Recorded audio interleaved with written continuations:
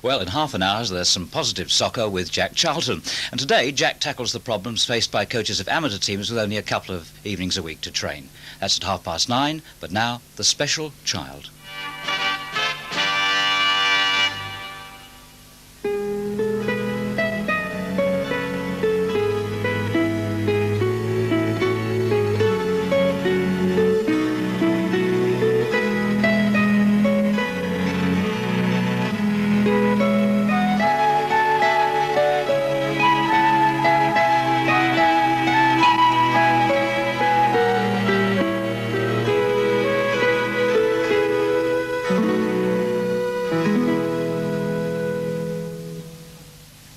School leaving can be an anxious time for parents and a difficult time for the mentally handicapped teenager. But with careful and realistic planning, many problems can be avoided. In today's programme, we'll be looking at the help which is available to guide you and your child through this often worrying period. Preparation for school leaving begins during the last years at school, with a change of emphasis in the curriculum. The form this takes depends, of course, on the abilities of the child, but the goal is the same for all, to prepare and equip each child for the type of life he can expect to lead as an adult, to help him develop self-confidence in everyday situations, and to become as independent and self-sufficient as possible. In this school for the severely mentally handicapped, the accent is on developing self-help skills, improving language and communication, encouraging socially acceptable behaviour, teaching the use of public amenities, and establishing an awareness of common dangers. Right, boys and girls, we're going to do the 3 parts of the lollipop drill. Number 1, stop at that curb. Number 2 is just for the lollipop man. Watch what I do, watch what I do.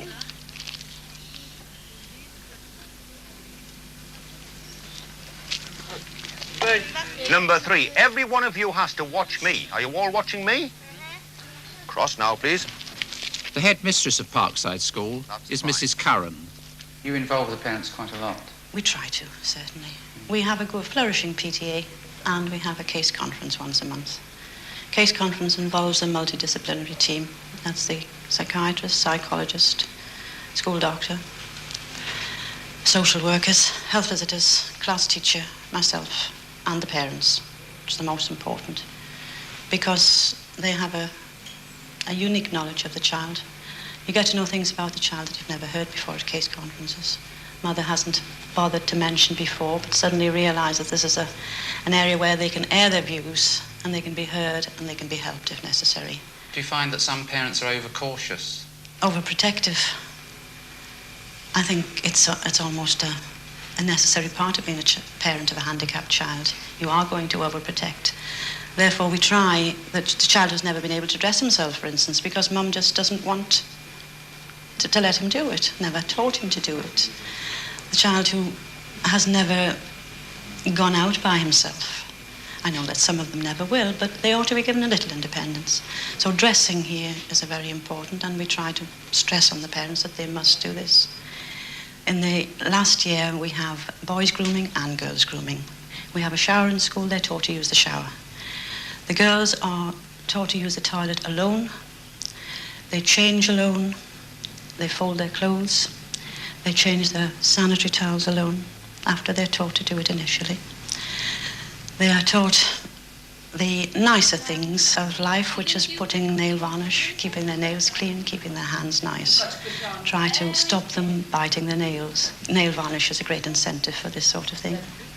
The boys are, well, we use it as an exercise that you're going out to the club tonight. A lot of them go to use clubs as they get older. This is a case of, now, remember you've got to tuck your shirt in after you've been washed. That's very important. A lot of them do have shirts that hang out. They're also taught to shave. What's the next thing as we put down the face? Now, well, twist the mirror until you can see your face. Shave, yes. Not too high. Watch your eyebrows. Watch your eyebrows, right? Very good. Can you feel it tickling you? Just a little bit? No. Right, that's high enough. Now let's go over to the other side. Domestic science, of course, insofar as we give the girls and the boys experience in very, very simple homecraft. They're taught to open a tin, which is very important. They are taught to cut bread if they need to. Of course, I know that you can buy a cut loaf these days, but they're taught to do this sort of thing. They make toast. And then they're taught to plan a meal, a sensible meal, so that they're not having beans on toast every day for dinner. They're taught to use either cookers, electricity, or gas. We have washers, dryers, fridge, and they're taught to keep them clean and look after them. How many glass are in Yes, we'll count them all together. 1, 2, 3, 4, 5, 6, 7, 8, 9, 10, 11, 12. 1, 2, 3.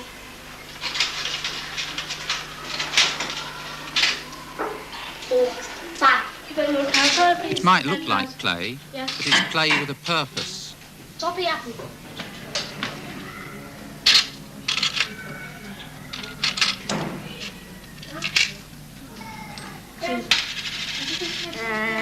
Fiona, what have you got on your card? Shoes. What is it? A shoe. Where do you go to buy shoes? Where do you go to buy shoes? Where do you go to buy shoes, Fiona? At the shoe shop. Good girl. To the shoe shop to buy shoes. Who will? Edward. What? Sausages you've got. Where would you go to buy sausages? Chemist. Oh. Where do you go to buy sausages? To the grocer. To the Butcher. butcher. Julie, what have you got? Who likes sweets? Yes. We all like sweets. I wouldn't buy sweets at the wood shop or at the chemist, but I think I would get some at the newsagent shop.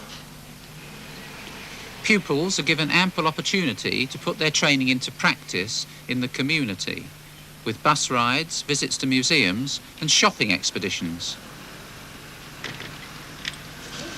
A pound of sausages, please, and a pound of lard as well, please.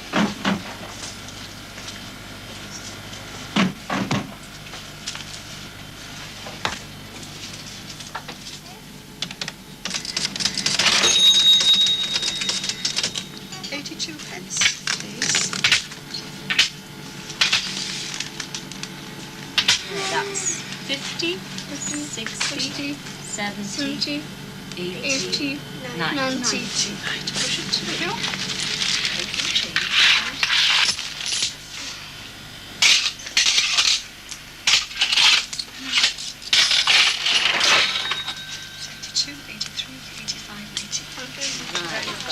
Some parents might feel that some of their children can't manage that sort of level of ability. Well, of course, not all of the children can. We choose the children who may have to go into hostel accommodation or whose parents are elderly, and we ask the parents if the children can be allowed to help them in the home. So many of them are not allowed to help. The children sort of in the medium ability range are given as much a sense of achievement and success as they can in whatever skills they can use.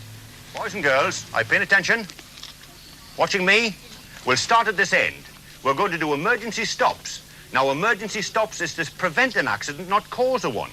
When I say go, you're going to make sure it's safe to go before you move 1 inch.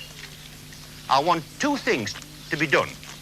When I say go, you look to see it's safe, then you tell me you're going to go.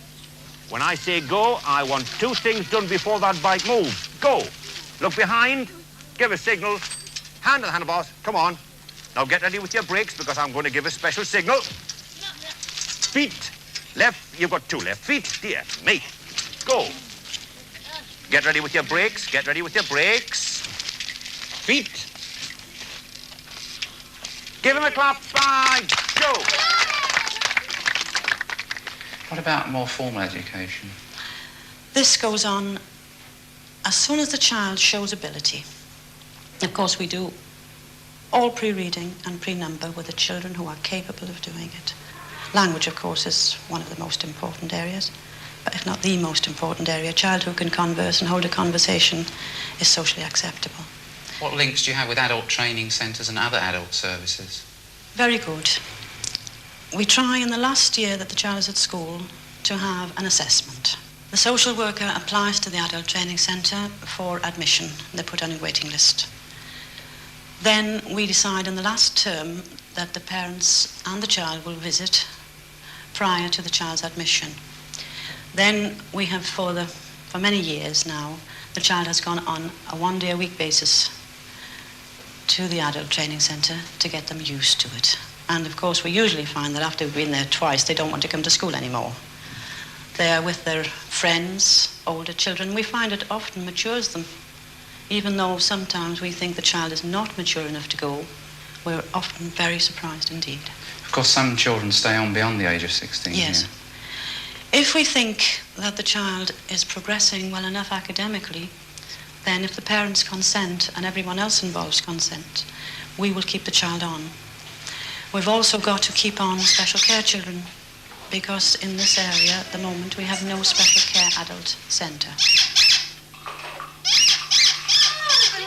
Jean and Stephen are both 16. They'll be able to stay on at school until they're 19, when hopefully they will be able to move into a special care unit in an adult training centre. Of course, a lot of parents still want their child to stay on at school. But we find sometimes the parents need to have the child at an adult training centre because the holidays aren't so long. And as the parents are aging, long holidays can be very, very trying. How do you help them use their leisure time? They obviously, a lot of them go to the leisure pools, the swimming baths with their parents. And if they can do everything themselves, then they can go along with their friends, their older brothers and sisters. Dances are the same. A lot of parents, as they get older, will take them to some of the clubs, or youth clubs. And if they can do 50-50 dancing, especially the old time, anybody can gyrate, but a lot of the dancing in these clubs are 50-50. Therefore, we teach them the barn dance, gay gordons, and as far as possible, they enjoy themselves. Even if they can't do the right steps, they're enjoying the motions and they know how to behave in a dance.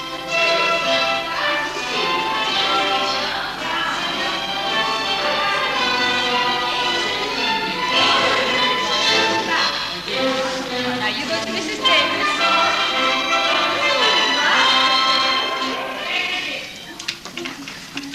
In ESN-M schools, the aims are the same, but at a more sophisticated level, with more attention to reading, writing, and preparation for work. In fact, the syllabus is virtually the same as that for ordinary school leavers. You can't defend yourself. Go on one place. Yep.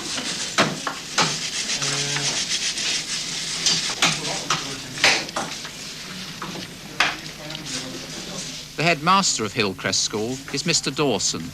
Can you tell me how you prepare your older pupils for life when they leave school? Well, they must have literacy and numeracy. They must be able to read to a standard which will enable them to function in life outside. Similarly, they must have numeracy to a level where they can cope with all the problems of working life. How many have you got left? So what have we got to put down there? One. Go on, put it in again. That's right. Now then, Mary, let's have a look.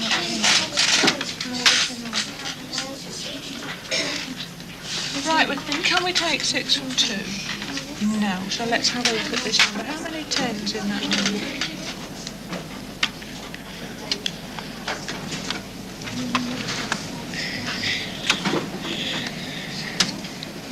One, please. Just read that again, David. Yeah.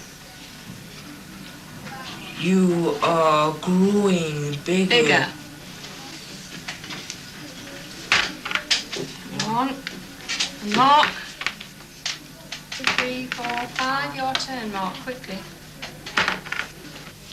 Teaching pupils to fill in forms and understand wage packets is an important part of the syllabus.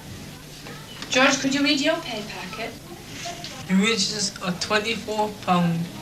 I've had overtime £4. The gross wages £28. And deductions, national insurance £1.50. Income tax £1. Wage less deductions £25.50. So your take-home pay is? £25.50. £25.50. And what's another name for your take-home pay? Gross wage. No, somebody else? Anybody? Denise, your net pay, that's right. So your take-home pay and your net pay are what you get in your wage packet to take home. What help are you able to give them in obtaining a job or getting further training? Well, I would say the first duty of the headmaster of any special school is to know his catchment area backwards as regards the facilities that exist within that catchment area. As I say, we have industrialists in to lunch with the children. We also do a lot of factory visits, and I do a lot of personal contacting of firms to persuading them to give these children a chance. Some of them go out on work experience to the local day nurseries and in the local supermarkets. Again, can I mention the factory visits? And when the industrialists come in, many of them are so impressed by the caliber and manners and consideration of the children that they offer them jobs. So when you leave school, you come and see me.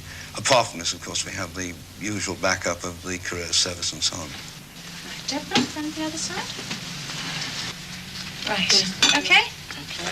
Would you like some water? Thank you. Mr. Tuttle? Thank you. Denise did the casserole. George has done the biscuits, and he's making the coffee. What do you like doing in your spare time, Deborah? Playing cricket and football. Cricket and football? Yes. Do you play for any teams? No. No? You'd like to, though? Yes. Do you go out to school much, George? Yes, on the Wednesday morning I go to Presto's, and I go about 9:30 in the morning. George enjoys it thoroughly. Oh, that's good. Grandad. It's a laugh. How many of your pupils actually do manage to get jobs and hold them down? Well, 4 years ago, when the employment situation was pretty reasonable, something like 90% of our children obtained jobs and held them down. I can say this with assurance because we do a 2-year follow-up on them, which involves visiting them in their homes, talking to them, inviting them back into school. What about the situation today? Out of 18 who left, I think, last summer, we managed to obtain employment for 6 of them. Can you tell me about your school leavers panel? 18 months before a child is due to leave school, all the disciplines concerned with that child meet and discuss this child in depth. The class teacher and the parent are also included in the discussions. And the general idea is to review what the child has done, discuss his difficulties in depth, and, if you like, point him in the right direction. And if we could turn to you then, Stuart, please. Yes, well, over the years, as I'm sure you'll agree, Mrs. Green, since I've known Richard, how confident he's become. And it's nice to hear that, you know, many of the people at the meeting this morning have agreed with us. But I think we're also concerned a little bit about what would happen when he did leave school. He has his interests in canoeing and he has interests in woodwork. And what I felt might be a good idea would be if we were to arrange for him to attend the local adult education classes. Now, Mr. Phelps.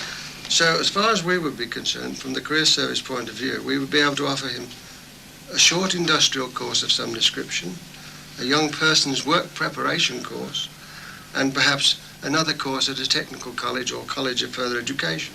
Well, Leslie, the time's soon be coming when you've got to make a decision about leaving school. Now, I know you've been talking to your mother and father about leaving. Have you come to a decision yet? No, not yet. No. So you still don't think you'll be leaving Newcastle school Careers next day? Advisory Service has a specialist careers officer for the handicapped, Brenda Conroy. We go into special schools every week. We have a rota, and we go into all the schools at least once a fortnight. The special schools, that is, so that, you know, we're quite well known there, and we get to know the kids very well, and the staff. And could you tell me what sort of programme you have for the children at school? Interviews. We interview the youngsters, first of all, in the year before they leave school, and we start to talk to them in groups the year before they leave school, building up mostly to quite a comprehensive programme in their last year at school, when we go in and we give talks and show films and organise visits and organise work experience. So we have quite a lot of provision for them in their last year at school. We try to encourage the youngsters to look at themselves in relation to work out what their own strengths are, their own weaknesses, and what they like and what they don't like, because they often don't connect, all of those things together. And from then we go on to looking at different groups of jobs, job families we call them, and then we split those up and to look at individual jobs, the sorts of things that they're likely to end up doing. What type of hobbies do you try to encourage? Anything any child is interested in, we try to develop those interests and suggest new ones to him, either through the agency of the school or through the youth club. Encouraging creative skills like handicrafts and sewing gives these teenagers valuable experience, as well as a sense of personal achievement.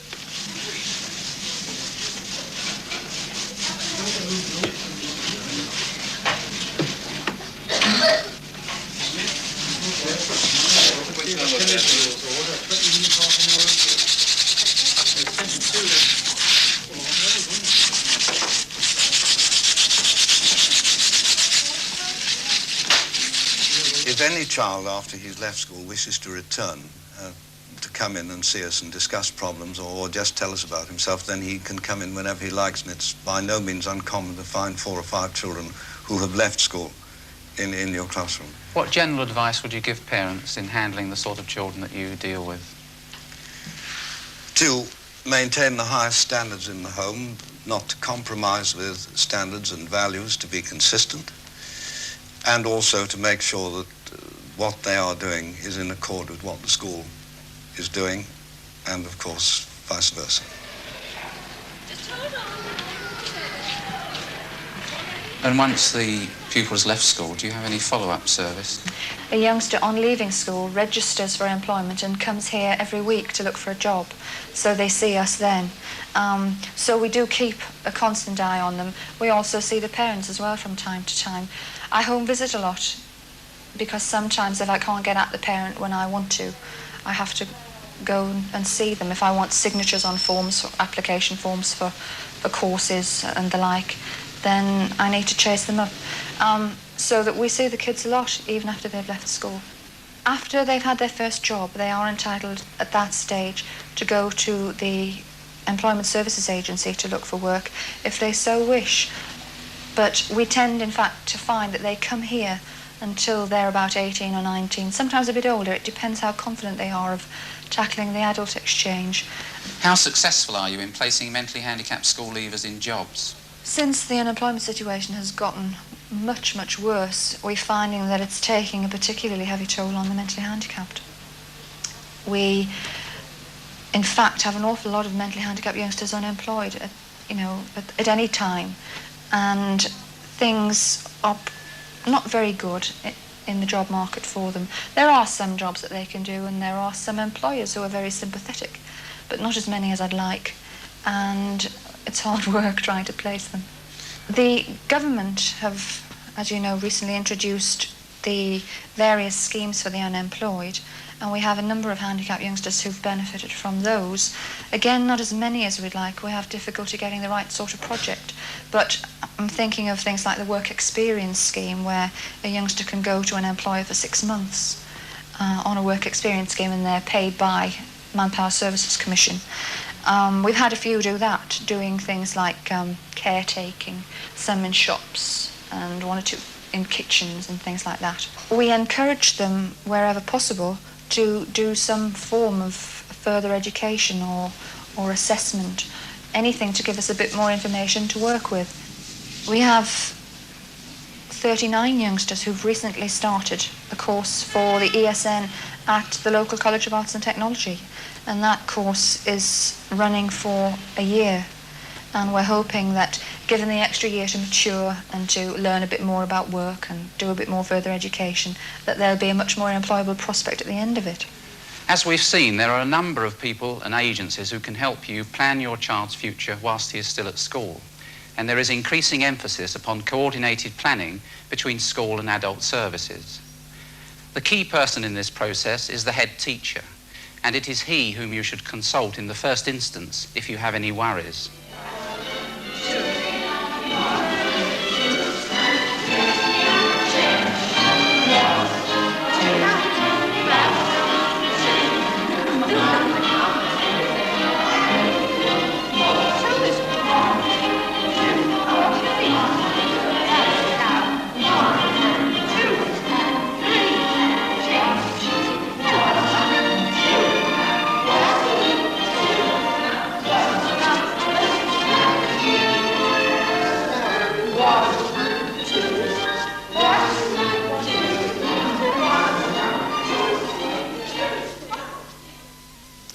A support booklet for the series entitled The Special Child, The Teenage Years is now available, price 90p, including postage and packing.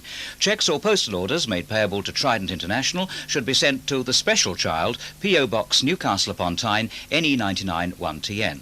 And if you require further advice or information, a member of your regional office of the National Society for Mentally Handicapped Children can be contacted on 01 837 4131 for an hour after the programme.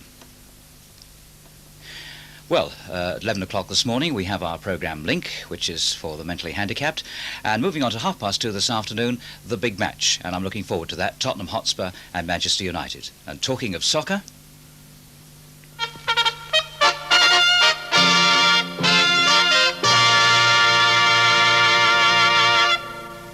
We talk about qualities in coaching. You know, we're really talking about reminding you. We've told you. Come on, move again. You're standing still, you're sleeping. Come on, and again. We've got to practice and work them and work them and work them and practice and remind them and practice and remind them and push them. Come on, move it. And again, come on. Dear me, you're dying, stop. I'll tell you what's hard to work for me, George, this for them.